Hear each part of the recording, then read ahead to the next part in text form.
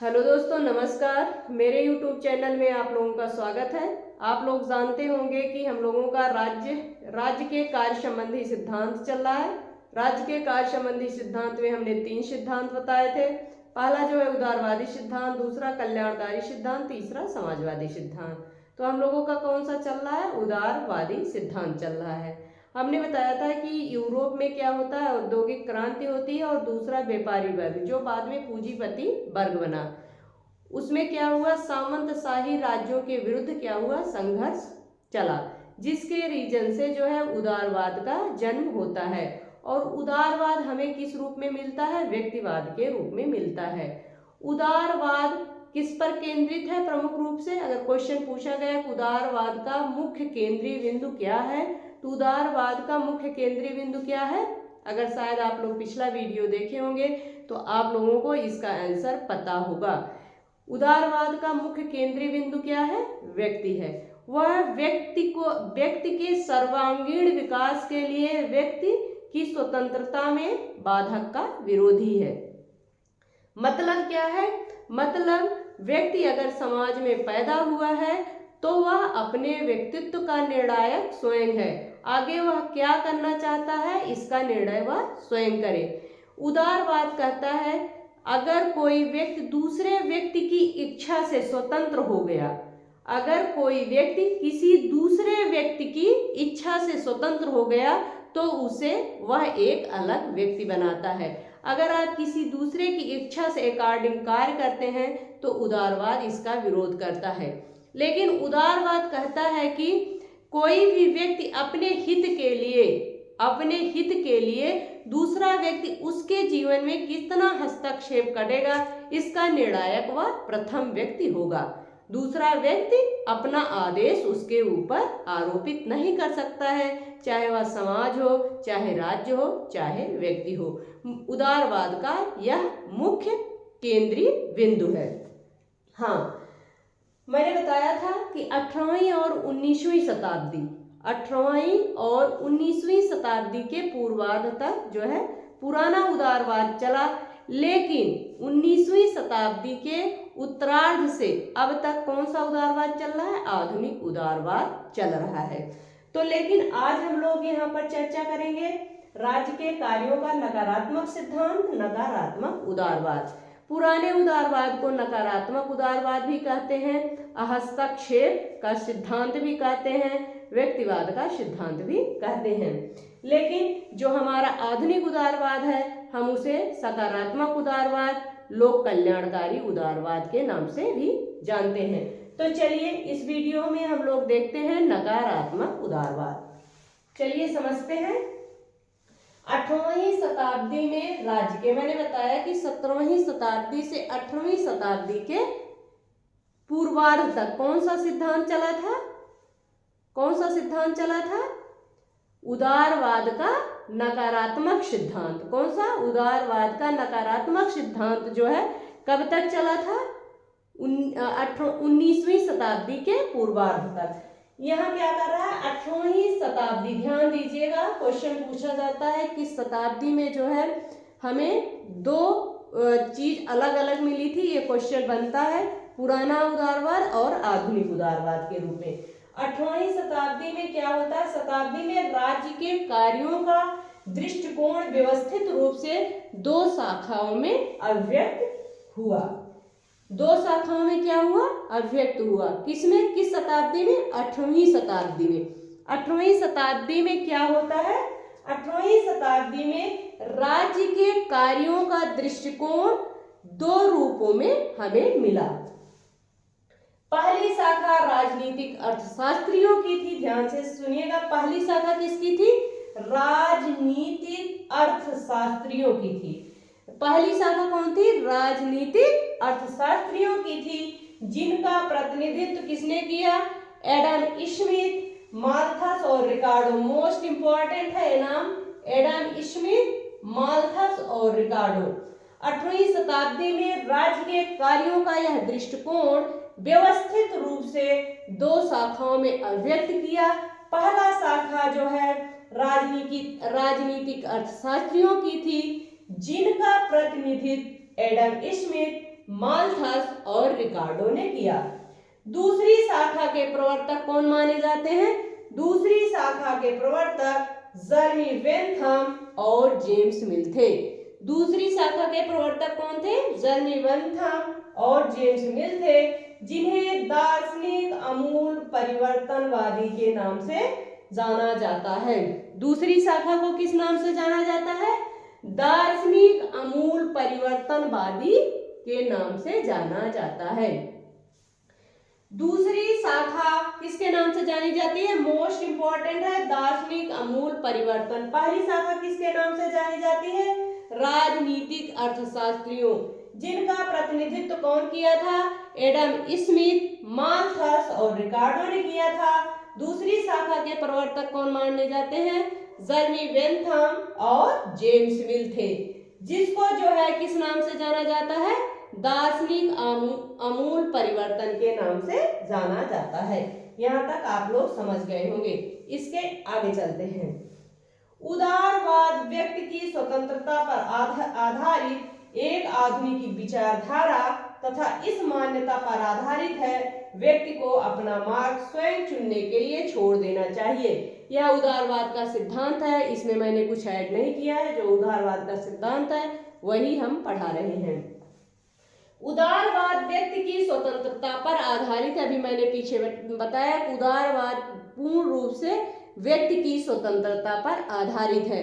पुराने उदारवाद को तो हस्तक्षेप की नीति भी के नाम से संबोधित किया जाता है।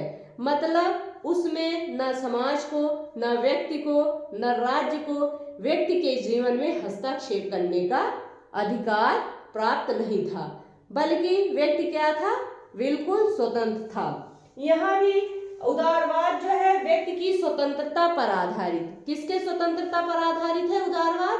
व्यक्ति की स्वतंत्रता पर। ध्यान दीजिएगा आप लोग, उदारवाद व्यक्ति की स्वतंत्रता पर आधारित एक आधुनिक विचारधारा तथा इस मान्यता पर आधारित है व्यक्ति को अपना मार्ग स्वयं चुनने के लिए छोड़ देना चाहिए। व्यक्ति को अपना मार्ग स्वयं चुनने के लिए छोड़ देना चाहिए। यह कौन कह रहा है? उदारवाद कह रहा है। उदारवाद के अकॉर्डिंग व्यक्ति को अपने व्यक्तित्व का विकास स्वयं करना चाहिए।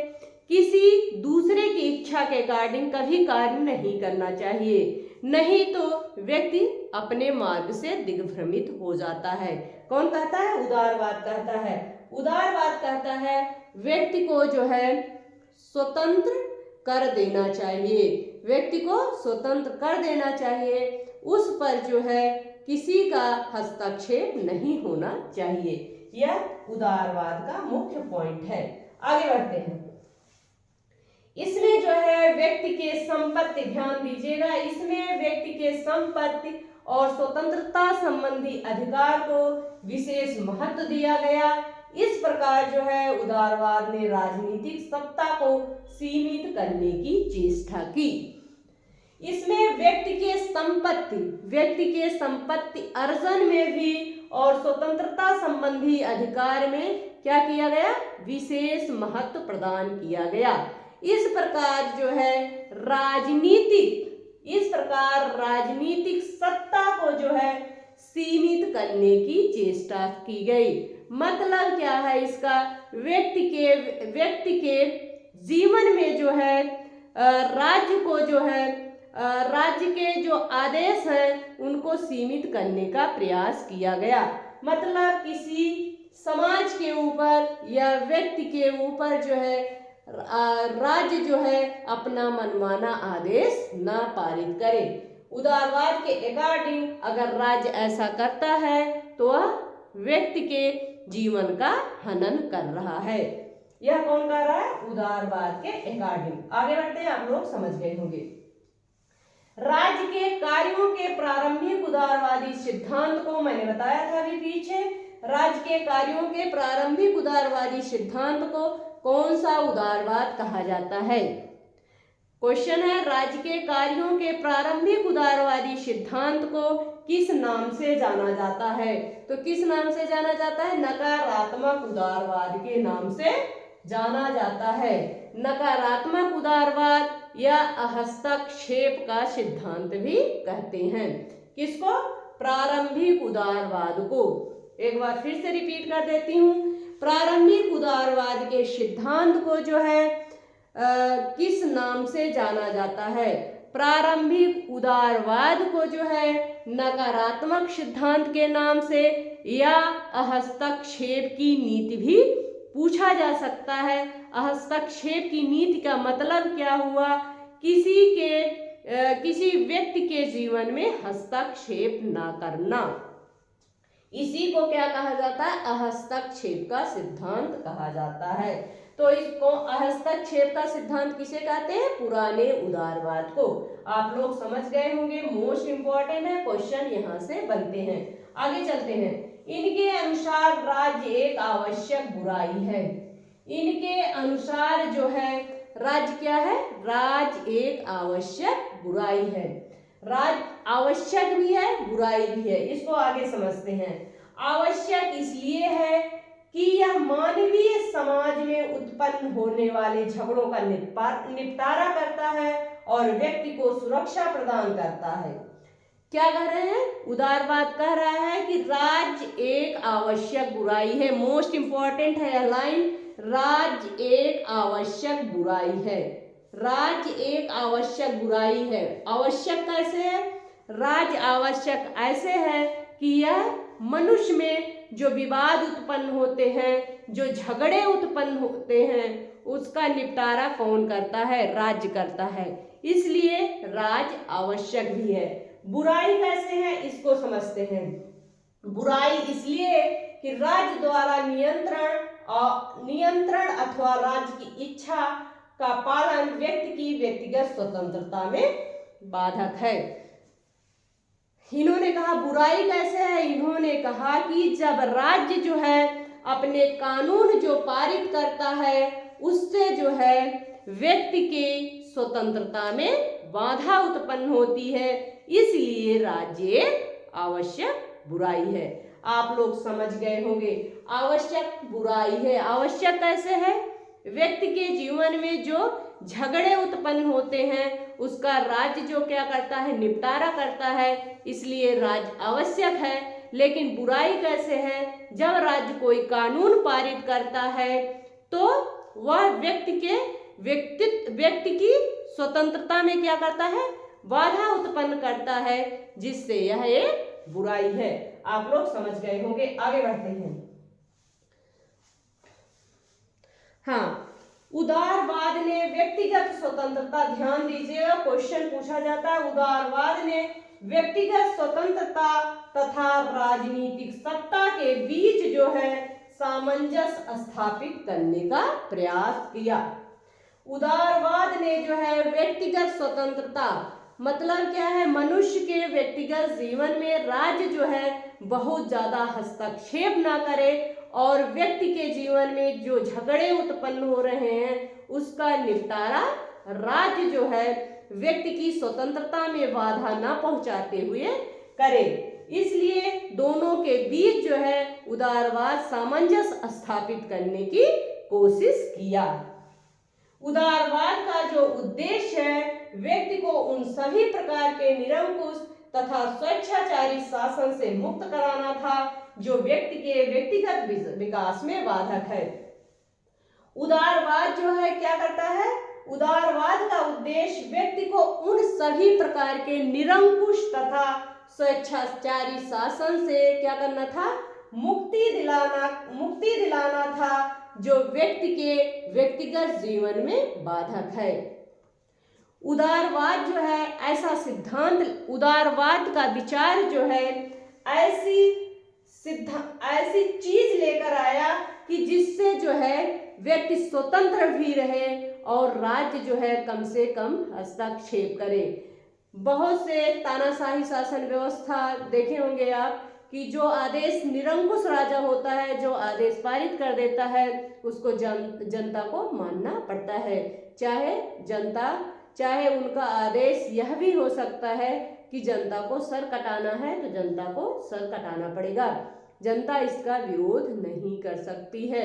लेकिन जो उदारवादी शासन व्यवस्था है, जो उदारवादी सिद्धांत है, उसमें क्या किया गया, निरंकुश तथा स्वेच्छाचारी शासन व्यवस्था को कंट्रोल करने की कोशिश की गई। कंट्रोल करने की कोशिश क्यों की गई?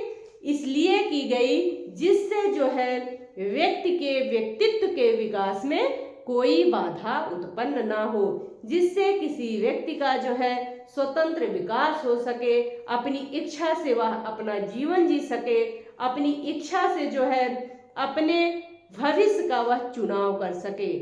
उदारवाद जो है, उदारवाद का यही सिद्धांत है।